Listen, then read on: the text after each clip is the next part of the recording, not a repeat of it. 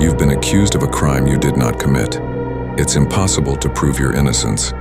If you insist that you're innocent anyway, you'll likely be found guilty and executed. But if you confess, apologize, and implicate others for good measure, you'll go free. Do you give a false confession or risk a public hanging? This was the choice facing those accused of witchcraft in the village of Salem, Massachusetts between February 1692 and May 1693.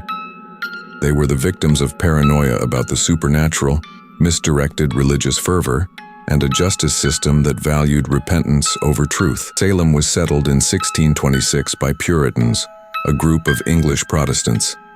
Life was strict and isolated for the people of Salem. Battles with their Native American neighbors and groups of French settlers were commonplace. People feared starvation and disease, and relations between villagers were strained.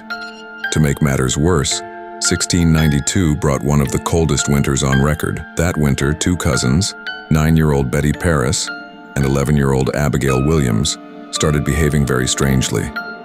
A physician found nothing physically wrong, but diagnosed the girls as under an evil hand. Puritans believed that the devil wreaked havoc in the world through human agents or witches who blighted nature, conjured fiendish apparitions, and tormented children. As news swept through the village, the symptoms appeared to spread. Accounts described 12 so-called afflicted girls contorting their bodies, having fits, and complaining of prickling skin. 4 of the girls soon accused 3 local women of tormenting them. All 3 of the accused were considered outsiders in some way. On February 29th, the authorities arrested Sarah Good, a poor pregnant mother of a young daughter, Sarah Osborne, who had long been absent from church and was suing the family of one of her accusers, and Tituba, an enslaved woman in Betty Paris's home known by her first name only.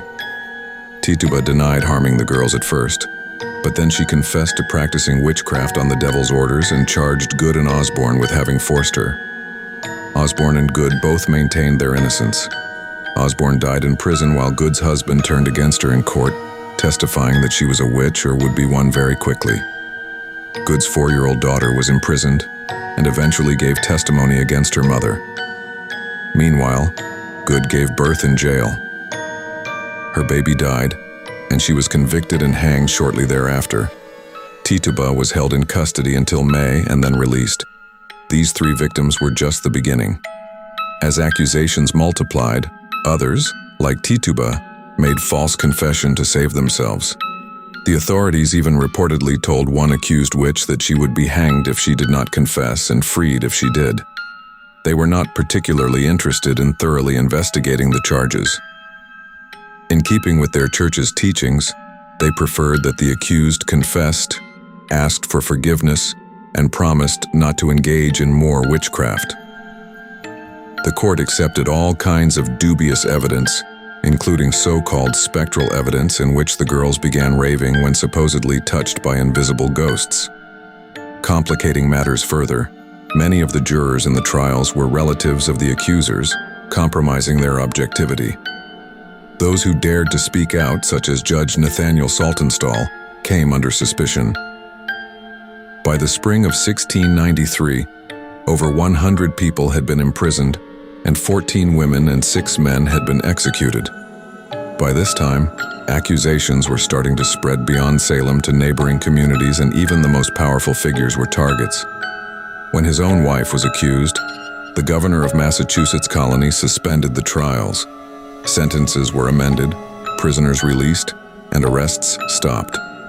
Some have speculated that the girls were suffering from hallucinations caused by fungus or a condition that caused swelling of the brain. But ultimately, the reason for their behavior is unknown. What we do know is that adults accepted wild accusations by children as hard evidence. Today, the Salem Witch Trials remain a cautionary tale of the dangers of groupthink and scapegoating and the power of fear to manipulate human perception.